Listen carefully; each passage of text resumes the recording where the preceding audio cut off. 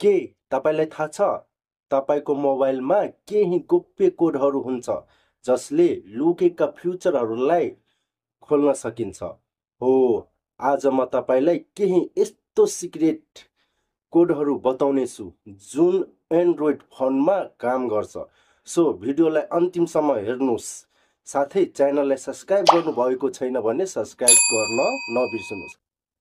अब भिडियोतिर लागौं। सबभन्दा पहिले तपाईको फोनमा *#4636##* डायल गर्नुहोस्। यसले तपाईको मोबाइलमा भएको फोनको इन्फर्मेसन, युज स्ट्याटिस्टिक्स र अन्य विवरणहरू देखाउँछ। यदि तपाईको मोबाइल धेरै ह्याङ गर्छ भने यो कोड युज गरेर पत्ता लगाउन सकिन्छ। त्यस्तै दोस्रो कोड *#06# डायल गर्नुहोस्। यसले तपाईको मोबाइलको IMEI नम्बर देखाउँछ। यदि तपाईलाई IMEI नम्बर थाहा छैन भने वा मोबाइल हरायो, चोरी भयो भने यसरी यो कोड हालेर पत्ता लगाउन सकिन्छ।